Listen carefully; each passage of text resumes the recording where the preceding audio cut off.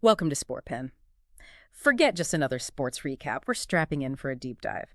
We're talking about a period that really redefined basketball swagger. The Los Angeles Lakers from 99 to 02. Oh, yeah. What an era. This wasn't just about wins, right? It was this supernova of talent, ego, sheer will. It gave us moments that, still echo in sports talk today. Absolutely. It was a cultural thing, almost bigger than basketball sometimes. Exactly. So we're going to trace those pivotal shifts, that relentless drive, and, well, those audacious plays that forged this legendary Lakers dynasty.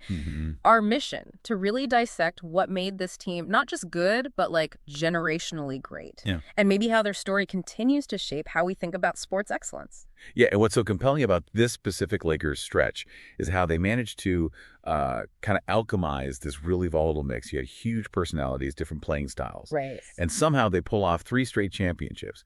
You had Shaquille O'Neal, just an unstoppable force of nature.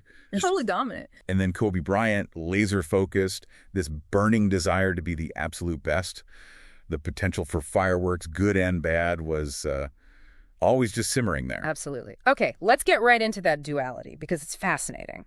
You've got Shaq, who could just physically, impose his will on pretty much anyone. No answer for him down low, really. And that gravity he created in the paint, it wasn't just about his scoring, was it? It warped entire defenses. It created chances that just wouldn't have existed otherwise. Exactly. It pulled defenders in, opened up the perimeter. And then you had Kobe, this relentless attacker, constantly honing his craft. It was almost like having 2 totally different offensive engines running at full throttle. Yeah, 2 alpha predators on the same team.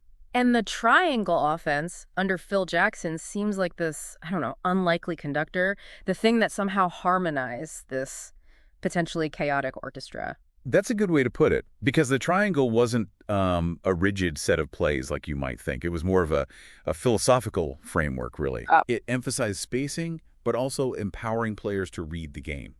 Think of it as organized chaos. Everyone had a role, but also the freedom to react to what the defense was giving them. So Shaq's dominance inside, drawing double teams, that helps Kobe. Precisely.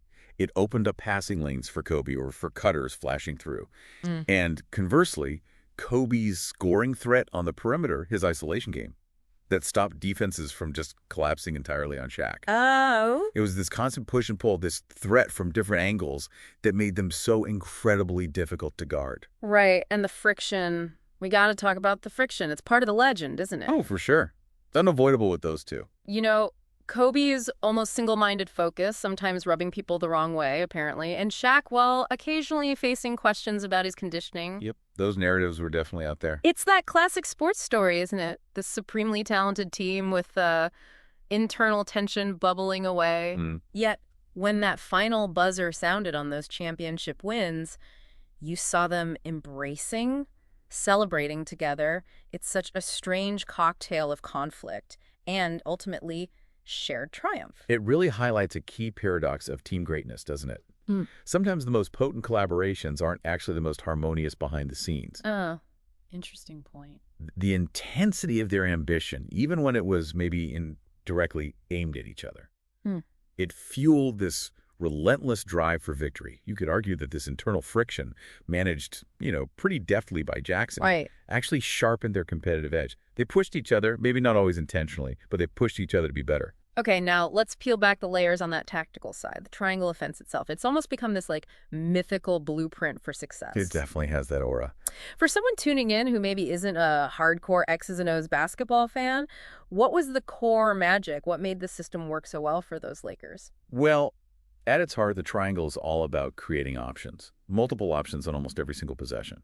It's built on principles like spacing the floor with all 5 players, creating these passing triangles that make it harder for defenses to anticipate where the ball's going next. Right, keeping the defense guessing. And, crucially, empowering players to make reads and react to defensive pressure. Any player could theoretically initiate the offense or make a key pass. That versatility meant the Lakers weren't just reliant on 1 or 2 guys making every single decision. So it spreads the responsibility. Exactly. And it also heavily emphasized offensive rebounding, crashing the boards, and maintaining defensive balance, so they weren't just giving up easy baskets on the other end trying to score. It's fascinating how a system that seems to emphasize shared responsibility could also elevate individual brilliance, like Kobe's and Shaq's. I remember reading that Kobe initially found its simplicity almost, well, insulting. Yeah, there are stories about that. That initial skepticism, it's kind of understandable, right? A player with Kobe's his scoring prowess, you'd naturally want the ball in your hands making plays. But the genius of the triangle, when it's executed well, is that it ultimately creates more opportunities for everyone involved.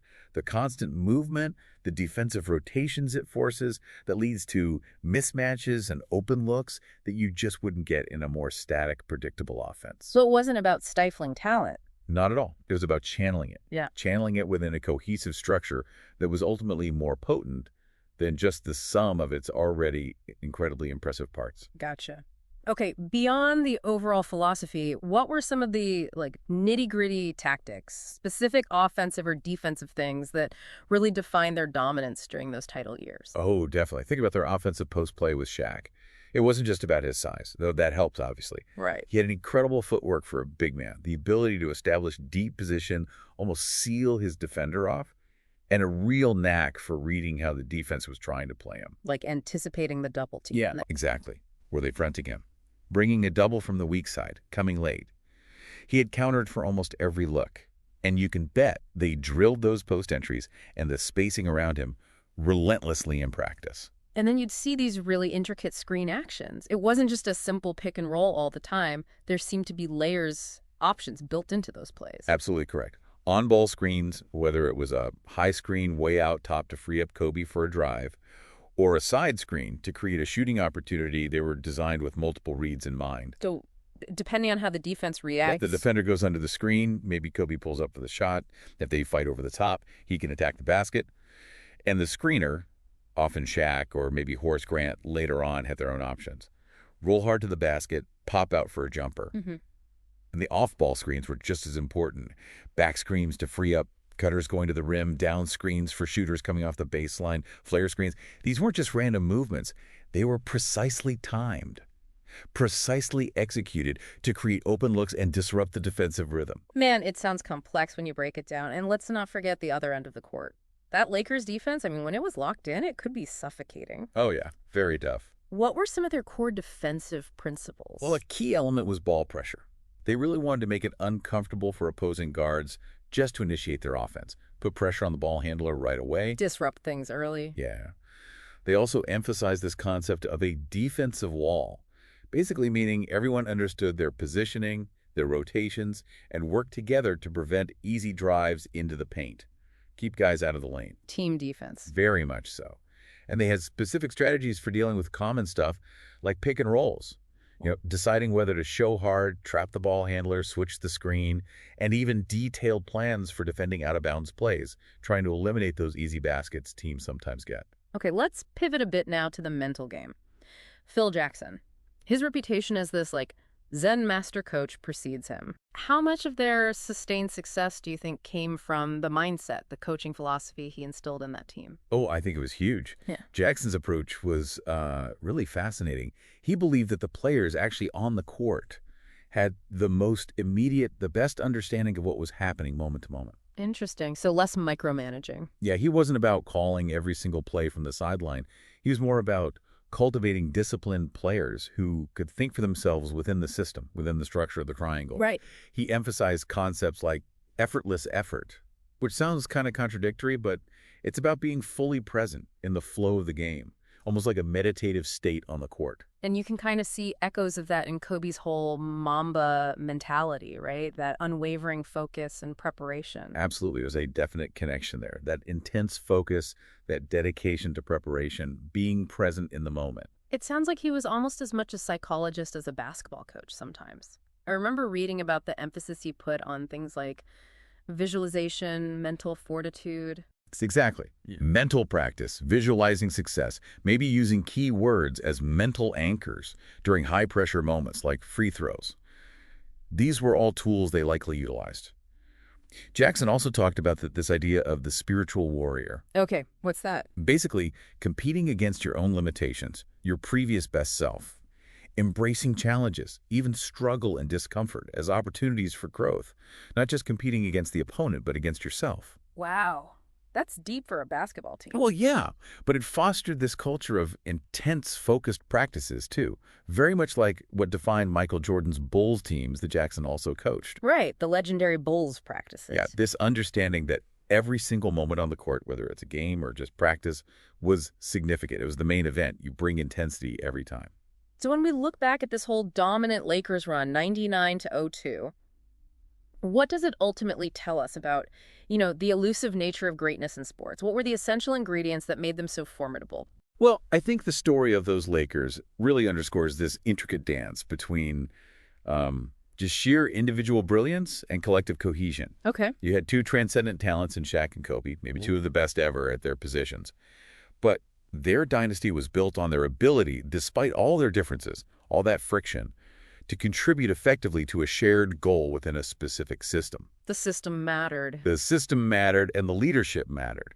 It highlights the critical role of leadership, both on the court from the players and obviously from the sideline with Phil Jackson, in managing egos, fostering that winning mentality, keeping things on track. Mm-hmm. And ultimately, their sustained success, those 3 straight titles, it just redefined what people thought was possible in the NBA at that time. It set a new benchmark for dominance. The 1999-2002 Lakers, yeah. They were definitely more than just a team that hoisted trophies. They embodied this certain intensity, didn't they? This friction-fueled synergy that somehow just coalesced into an unstoppable force. That's a good way to put it. Friction-fueled synergy. Their whole journey really makes you ponder that complex recipe for a sports dynasty. You need the raw talent, sure, but also dealing with the inevitable clashes, having the strategic brilliance, and that unbreakable mental resolve. All those pieces. So thinking about their reign, what aspects stick with you the most when you consider what truly defines greatness in sports? And maybe for you listening, what other iconic teams or athletes do you think have similarly rewritten the narrative of their sport? Yeah, it really makes you consider that greatness isn't always this smooth, linear path.